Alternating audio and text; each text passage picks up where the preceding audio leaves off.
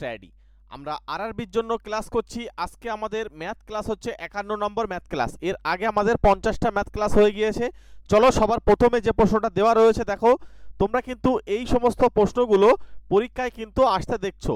তো যেহেতু প্রিভিয়াস ইয়ারের প্রশ্ন এগুলো, তো সুতরাং এই সমস্ত প্রশ্নগুলো আসছে, কিন্তু এগুলো না জানার কারণে আমরা কিন্তু ছেড়ে আসতে হয়। তো এখানে আমাদেরকে কি করতে হবে, কি জিজ্ঞাসা করছে, এখানে বলছে find the number of trailing zero in 375 তার ফ্যাক্টোরিয়াল। এখন এই 375 এর ফ্যাক্টোরিয়ালে ট্রেলিং জিরো কতটা থাকবে সেটা আমাদেরকে জিজ্ঞাসা করছে। এখন এই 375 এর ফ্যাক্টোরিয়াল মানে কি সেটা যদি আমরা জানতে পারি তাহলে হয়ে যাবে। এই ফ্যাক্টোরিয়াল মানে মনে করো 2 ফ্যাক্টোরিয়াল মানে হচ্ছে এই 2 তারপরে 1। 3 ফ্যাক্টোরিয়াল মানে একটু তোমাদেরকে বেসিকটা ক্লিয়ার করছি, 3 ইন্টু 2 ইন্টু 1।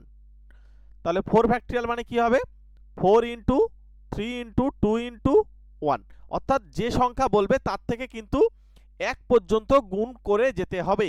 আচ্ছা, এখানে তাহলে আমাদেরকে এই 375 এর ফ্যাক্টোরিয়াল মানে প্রথমে 375 বসবে, তার আগে 374 বসবে, তার আগে হচ্ছে 373। এইভাবে গুণ করতে করতে এক সময় আমাকে আসবে 3 2 1। এইভাবে কিন্তু পুরো বড় গুণ হবে। হওয়ার পরে এই সংখ্যাটা একটা বড় নাম্বার দেবে। যে নাম্বার দেবে তার লাস্টে কতগুলো জিরো থাকবে এটাই আমাদের জিজ্ঞাসা করছে। এই জিরোর সংখ্যা, এই জিরোর সংখ্যা কিন্তু আমাদের বার করতে হবে, কতগুলো জিরো থাকবে। প্রশ্নটাকে বোঝো, তারপর কিভাবে করতে হবে আমি তোমাদেরকে শর্টকাট বলে দিচ্ছি। প্রশ্নটা হচ্ছে এটা, এই সংখ্যাটা যদি আমরা এরকমভাবে ভাঙি তাহলে কটা শূন্য থাকবে। পরিষ্কার হয়েছে? এবার চলো সলিউশন দেখি। প্রশ্ন যখন তোমরা বুঝতে পেরেছো, এবারের সলিউশন কি হবে। মনে রাখবে ওইভাবে গুণ করে কিন্তু তোমরা বলতে পারবে না, ঠিক আছে, অনেক চাপে পড়ে যাবে। তার জন্য আমাদেরকে কিছু টেকনিক শিখতে হবে। এখানে হচ্ছে অপশান এ হচ্ছে রাইট অ্যান্সার। টেকনিকটা কি, ট্রেলিং জিরো থাকবে সেটাকে আমরা জেড দিয়ে লিখবো, ঠিক আছে। এই জেডটা হচ্ছে এন বাই 5, এন বাই 25 আর এন বাই হচ্ছে আমাদের এখানে 125। এখানে আমাদেরকে এই এন কি মনে রাখবে, এন যেটা ওই ফ্যাক্টোরিয়াল ছাড়া যে নাম্বারটা এটাকেই আমরা এন বলবো, ঠিক আছে। এবার এন বাই 5 এইভাবে কিন্তু এরকম ডট ডট দিয়ে চলতে থাকবে। তাহলে এই 375কে আমরা 5 দিয়ে ভাগ করব, ঠিক আছে। এরপরে 375কে আমরা 25 দিয়ে ভাগ করব, আবার 375কে আমরা 125 দিয়ে ভাগ করব। এবার দেখো এরা কিন্তু 5-এর গুণিতক হয়ে চলছে। এর পরেরটা কিন্তু আমাদের 625 দিয়ে ভাগ করতে হবে, কিন্তু নাম্বারটা যেহেতু 375 তাহলে আমরা এই 125 পর্যন্ত গিয়ে থেমে যাব। চলে এসো এর পরের স্টেপ। পরের স্টেপ কি করতে হবে, এবার দেখো এখান থেকে আমরা যদি ভাগ করি তাহলে আসে আমাদের 75। এখান দিয়ে যদি আমরা ভাগ করি আসে আমাদের 15। এটা যদি আমরা ভাগ করি আসে আমাদের 3। তাহলে 93 আমাদের যেটা আসছে সেটা আনসার হয়ে যাচ্ছে। দেখো ছোট্ট বিষয়, কিন্তু তোমাদেরকে এটা মনে রাখতে হবে। তোমরা এটা নোট করে নাও প্রত্যেকে ডায়েরিতে, ঠিক আছে। এটাকে নোট করে নাও, যখন এরকম কোনো সংখ্যা থাকবে তাকে প্রথমে 5, তারপরে 25, তারপরে হচ্ছে 125 দিয়ে ভাগ করতে হবে। ভাগ করার পরে যেটা রেজাল্ট পাবে সেটা কিন্তু আমাদের আনসার কিন্তু বেরিয়ে যাচ্ছে এখানে 93, ঠিক আছে। চলো পরবর্তী কোশ্চেন দেখব। পরে কোশ্চেন একদম শর্টকাট টেকনিকের মাধ্যমে অঙ্ক করব। কি বলছে, একটি 84 লিটার মিশ্রণে দুধ এবং জলের অনুপাত হচ্ছে 3:4। যদি এই অনুপাতটি বদলানো হয় অর্থাৎ 3:5তে, তাহলে আরও কত লিটার জল মিশ্রণে মেশানো হয়েছে। তার মানে আমরা মেশাচ্ছি জল, তাহলে অনুপাত বদলে যাচ্ছে কিভাবে। প্রথমে ছিল 3:4, প্রথম অনুপাতকে লিখলাম। পরের অনুপাত কি আছে, 3:5 লিখলাম, 3:5।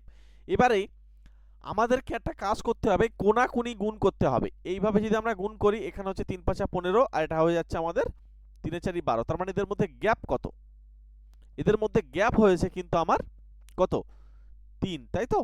এবার এই যে 84 লিটার বলেছে না, এই 84টা এর সঙ্গে গিয়ে গুণ করে দেবে। স্টেপগুলো মনে রাখো। এবার হচ্ছে আমাদের প্রথম যে অনুপাত তাদের যোগফলটা নিচেই পাঠিয়ে দাও, অর্থাৎ 3 + 4 নিচেই পাঠিয়ে দাও। আর একটা কাজ করতে হবে, জল যেহেতু যোগ করতে বলছে, আমাদের কিন্তু দুধ আগে জল পরে।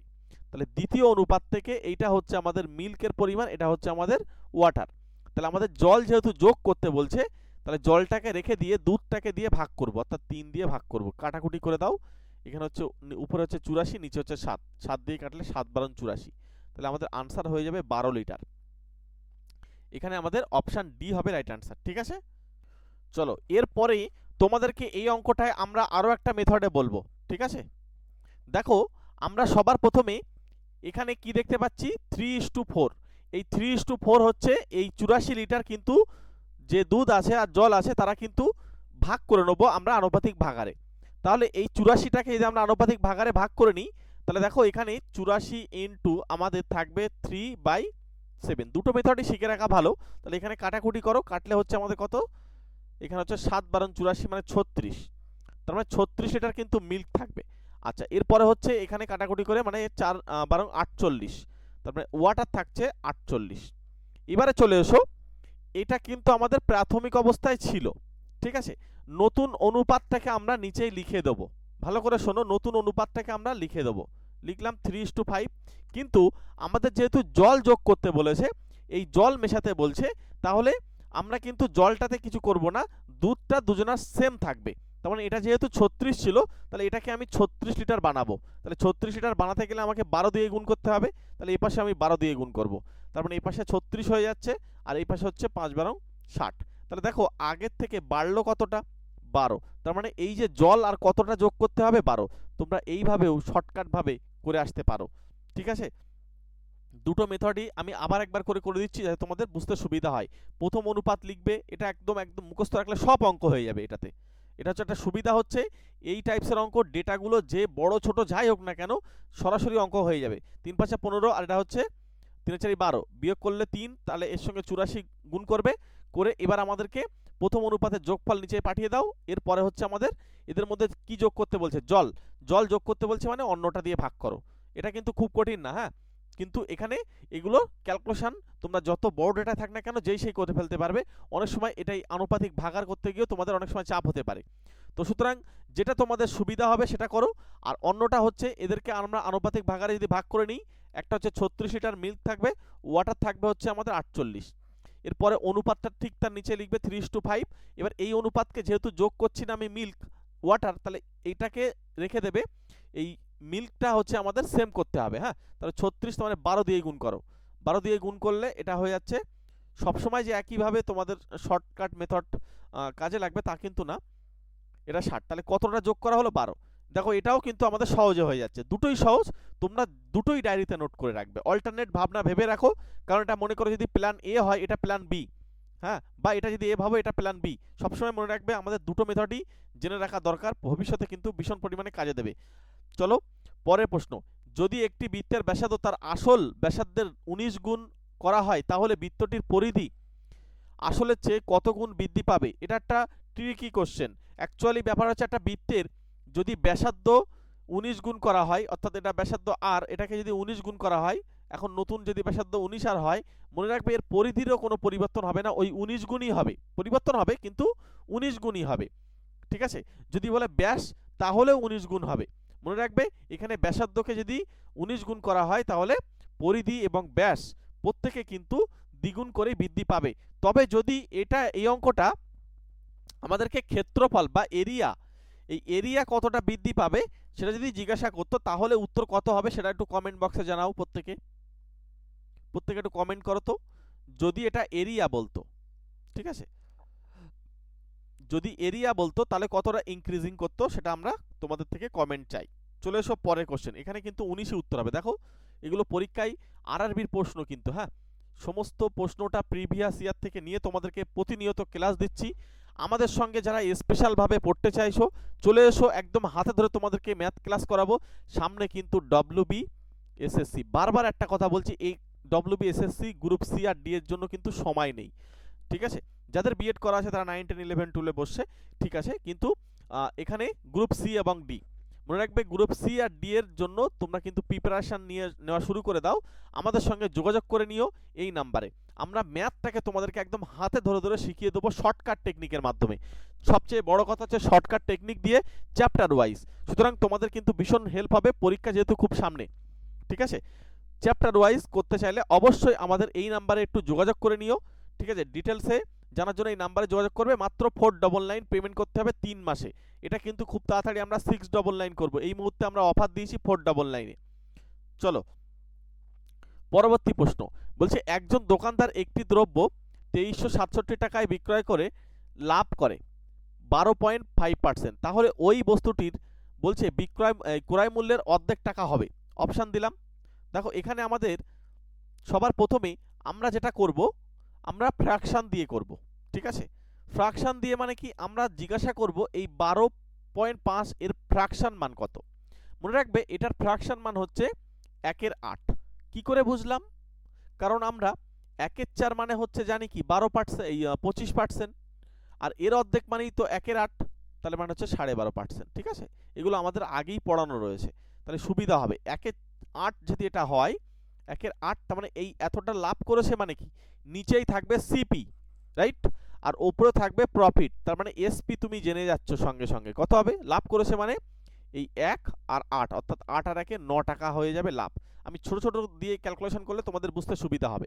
তাহলে 9 টাকা হচ্ছে কি এসপি মানে বিক্রয় মূল্য, 8 টাকা কি সিপি মানে ক্রয় মূল্য, 1 টাকা হচ্ছে প্রফিট বা লাভ।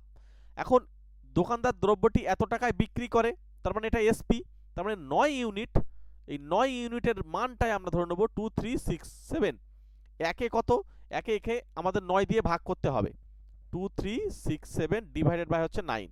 দেখবো এটা 9 দিয়ে কাটা যায় কি, হ্যাঁ যাবে। তাহলে এখানে আমাদেরকে 9 দিয়ে কাটো, 9 দুগুণ 18, 5 তাহলে 6 9 54, আর এখানে আমাদের হয়ে যাচ্ছে লাস্টে 7 3 9 27। এই 263 টাকা এটা হচ্ছে এক ইউনিটে। এবার আমাদেরকে বলছে ক্রয় মূল্যের অর্ধেক। আচ্ছা ক্রয় মূল্য মানে কি, সিপি 8 টাকা, তার অর্ধেক মানে 4 টাকা, তাহলে 4 অংশতে একটু বার করে দাও। তাহলে 4 অংশ মানে এর সঙ্গে 4 দিয়ে গুণ করে দিতে হবে। তার মানে 4 ইউনিটে কত হবে, 3 4 12 2, তারপরে হচ্ছে আমাদের 4 6 24, আর এখানে হচ্ছে 25, আর এখানে হয়ে যাচ্ছে 4 2 8 আর 2 10, 1052 টাকা। উত্তর হয়ে যাচ্ছে অপশান এ। ট্রিক্সটা বোঝো, ঠিক আছে, মনে রাখবে তোমাদেরকে আমি ফ্র্যাকশন দিয়ে করলাম, যেই সেই হয়ে যাবে। এটার মানে হচ্ছে 1/8, একদম দেখো সিপি এটা, তাহলে এসপি কত 9, এই 9 এর মানে হচ্ছে 2367, মুখে মুখে হয়ে যাবে, এটাকে 9 দিয়ে ভাগ করে 4 দিয়ে গুণ, কতটা সময় লাগবে, এইটুকুই অঙ্ক, এইটুকুই কাজ করতে হবে, আর কিছুই না।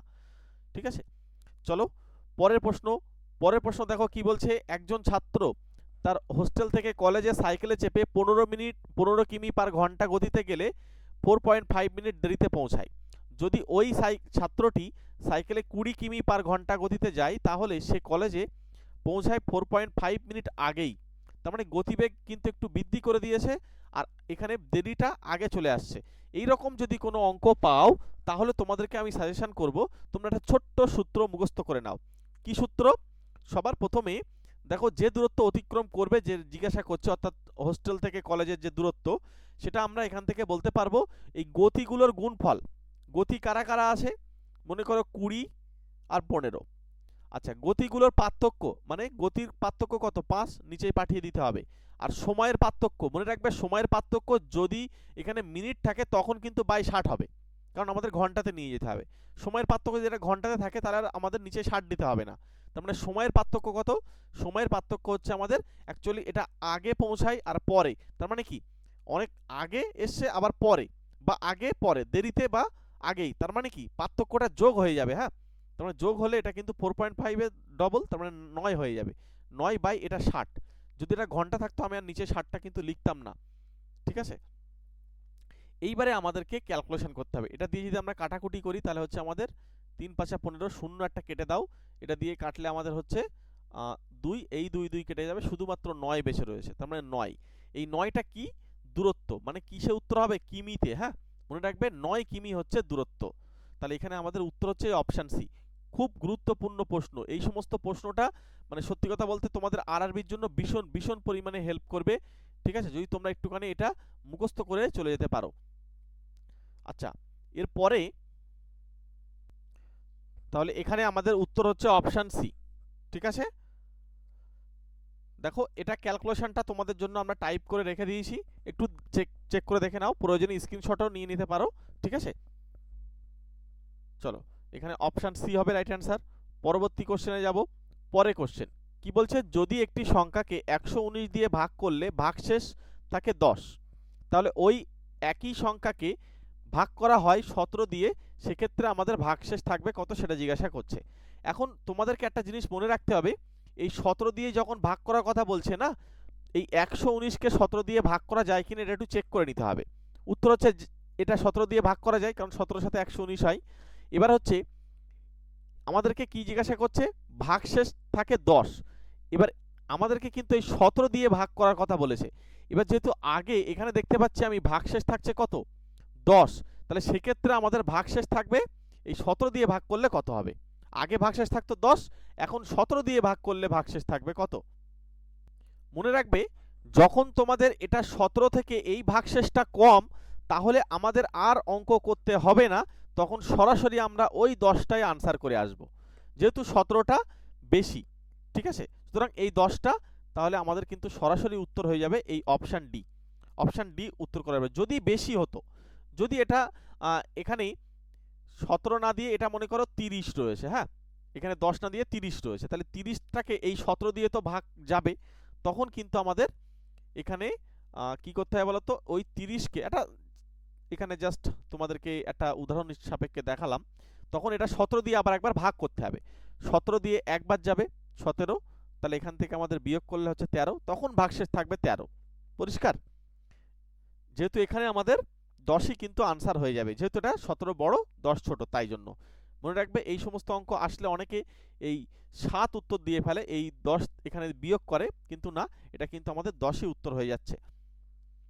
পরবর্তী প্রশ্ন, সহজ একটা প্রশ্ন, আরআরবিতে এসছে, বলছে দুটি সংখ্যার গুণফল কত হবে যদি তাদের লসাগু এবং গসাগু হয়, এখানে হচ্ছে 9017 আর 1।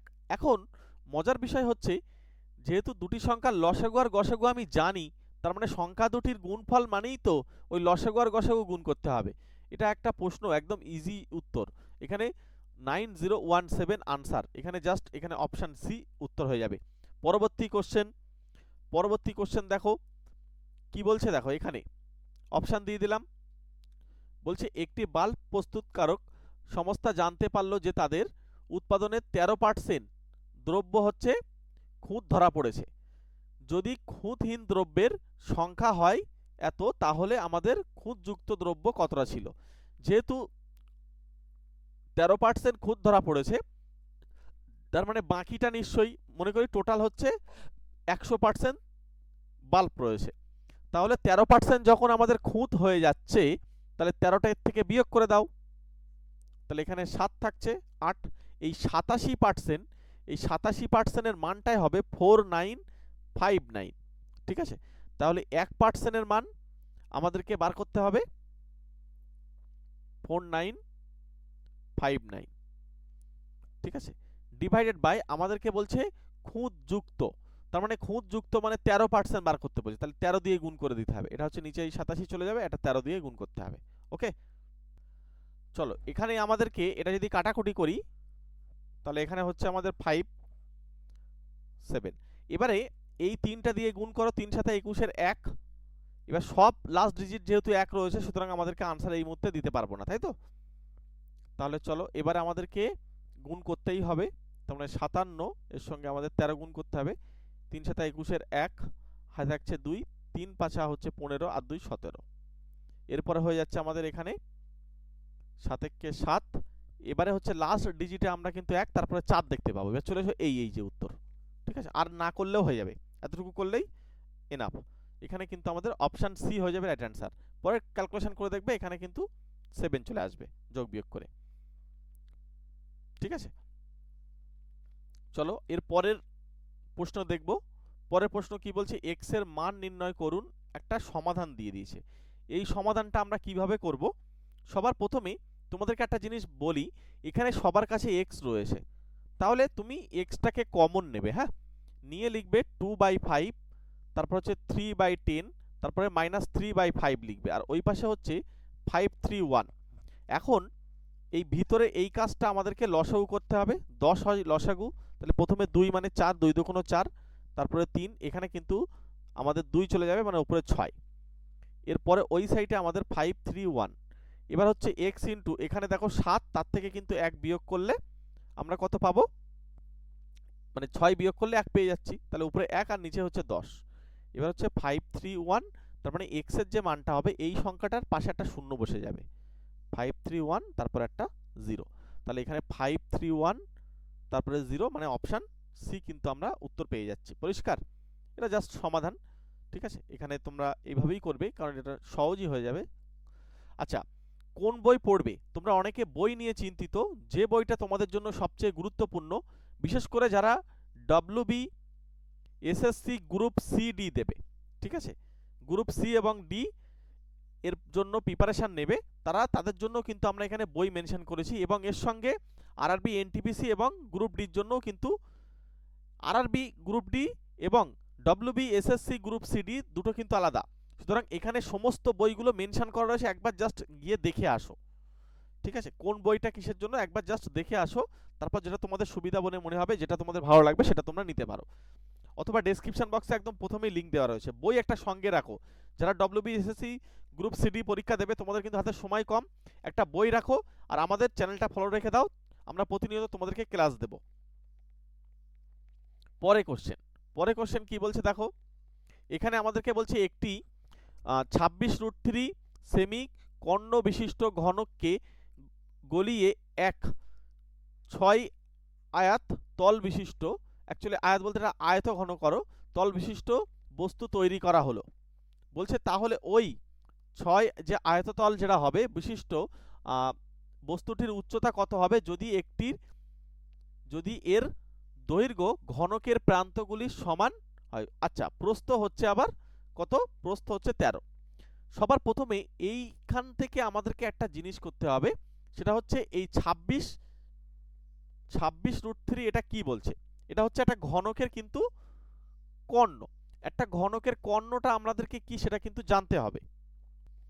ঘনকের কর্ণটা যদি আমরা জানার চেষ্টা করি, তাহলে এখান থেকে আমাদের এটা হবে, এখান থেকে এটা, এখান থেকে এটা, এখান থেকে এটা হলো এই ঘনকের কর্ণ, যেটা আমাদের এইখান থেকে এইভাবে যদি আমরা এইখানে জুড়ে দিই, তাহলে এইটা হবে একটা কর্ণ। এই কর্ণটা কি হয় জানো? এই কর্ণটা হয়, ঘনকের একটা বাহু যদি এ হয় তাহলে a√3 হয়, ঠিক আছে? a√3 সেটাই হচ্ছে 26√3, 26√3। আচ্ছা, তাহলে এখান থেকে √3 কেটে গিয়ে a এর মান হচ্ছে 26। এই 26টা কিন্তু আবার একটা আয়তঘন যেটা হবে, আয়তঘনটা দেখতে এরকম হবে, মনে করো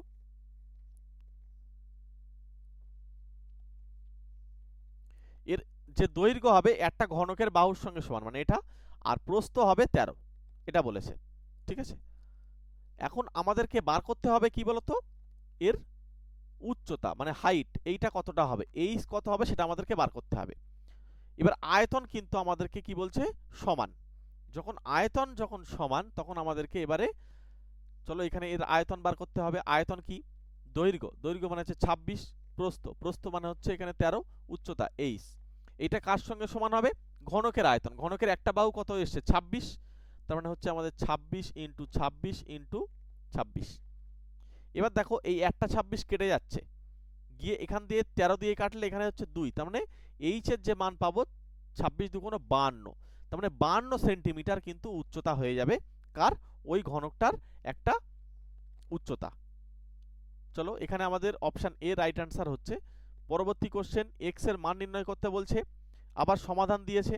সমাধান কিভাবে করবে? সবার প্রথমে এই রুটটাকে আগে ভেঙে নাও। রুটকে ভাঙলে হচ্ছে আমাদের 21 হবে, তাকে ভাগ বলছে 21। আবার এইটা হচ্ছে আমাদের 22, আর ওদিকে 1 ইন্টু এক্স মানে এক্স। আচ্ছা, এইটাকে যদি আমরা অ্যাকচুয়ালি ভাগ করি 1 আসে, 1 এর সঙ্গে 22, তার সঙ্গে এক্স, তাহলে হচ্ছে আমাদের এক্স এর যে মান হয়ে যাবে 23।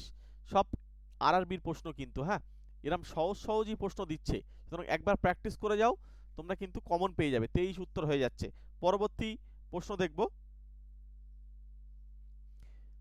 যারা জিকের জন্য পিডিএফ নিতে চাও 50 টাকা পেমেন্ট করে আমাদেরকে স্ক্রিনশট পাঠাও, এই নাম্বারে ফোনপে পেটিএম করে দাও, অথবা এখানে কিউআর কোড স্ক্যান করে পাঠিয়ে দাও, তাহলে আমরা তোমাদেরকে জিকের পিডিএফ দিয়ে দেবো। 2200 প্লাস জিকে সমস্ত পরীক্ষার জন্য উপযোগী। যারা বিশেষ করে ডব্লিউবি এসএসসি, বারবার বলছি একটা কথা, ডব্লিউবি এসএসসি পরীক্ষার্থী, তোমাদের জন্য কিন্তু জিকের পিডিএফ লাগলে তোমরা অবশ্যই আমাদের সঙ্গে যোগাযোগ করে নিও, এবং আমাদের স্পেশাল ব্যাচে চলে এসো। এই শর্ট টাইমে তোমাদেরকে একটা ভালো গাইডেন্স দিয়ে দেবো, ঠিক আছে? আমরা দীর্ঘদিন ধরে পড়াচ্ছি, আমাদের আগের ক্লাসও করা আছে, রেকর্ড ক্লাসও দিয়ে দেবো, সঙ্গে আমরা স্পেশালভাবে তোমাদেরকে গাইড করব। একদম ম্যাথটাকে ধরে ধরে শিখিয়ে দেবো, যাতে তোমরা ম্যাথে পরীক্ষাটা ভালো স্কোর করতে পারো। বিশেষ করে গ্রুপ সি এবং গ্রুপ ডি এই দুটো পোস্টের জন্য কিন্তু আমরা তোমাদেরকে গাইড করব। তোমরা এই নাম্বারে যোগাযোগ করে নিও, ডিটেলস জেনে যাবে। আচ্ছা, পরের কোশ্চেন আবার একটা সমাধান করতে বলছে। এখানে এই 324 তাকে স্কোয়ার রয়েছে, তারপরে 72, এবার হচ্ছে আমাদের 18 টু দি পাওয়ার 5।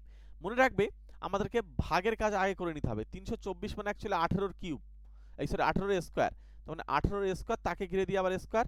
এখানে হচ্ছে আমরা লিখতে পারি 18 ইন্টু 4 লিখতে পারি, আর ভাগ যেহেতু করতে হবে ভাগটাকে নিজেই লিখে নিচ্ছে 18 টু দি পাওয়ার 5।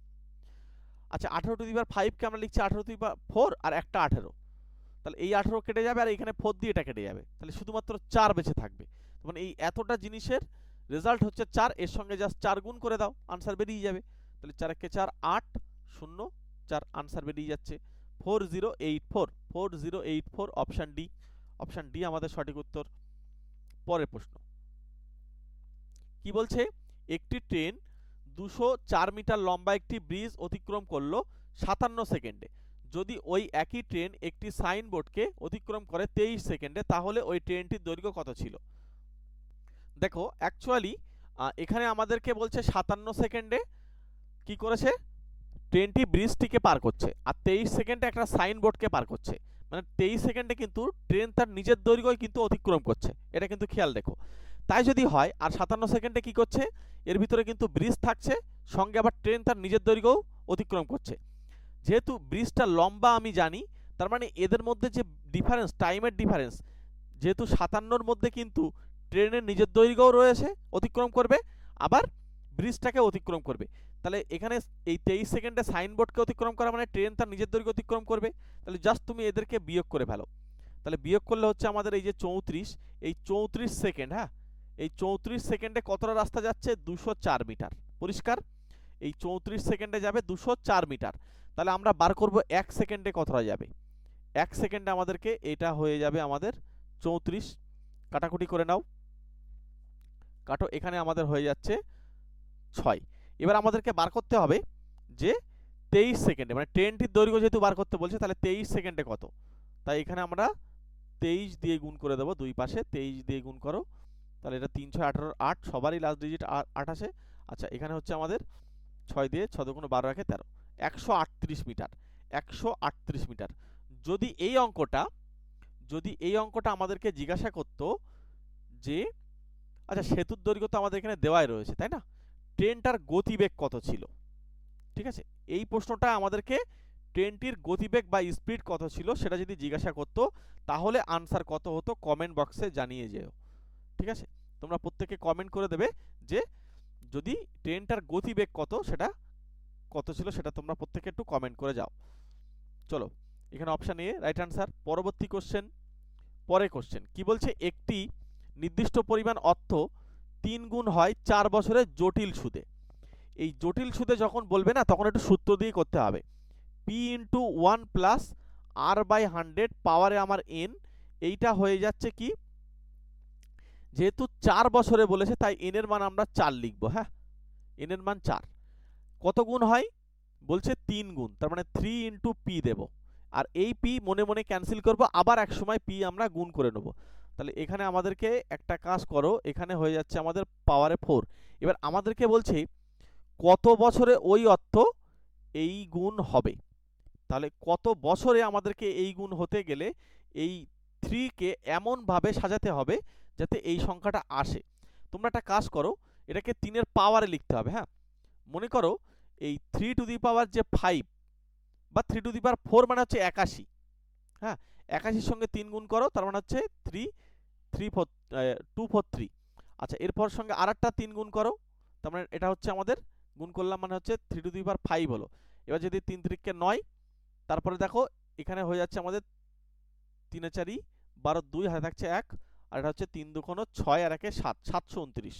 আচ্ছা, এর সঙ্গে আরো একটা 3 গুণ করো, এবার দেখো 3 7 21 মানে এই যে এই সংখ্যাটা বেরিয়ে যাচ্ছে।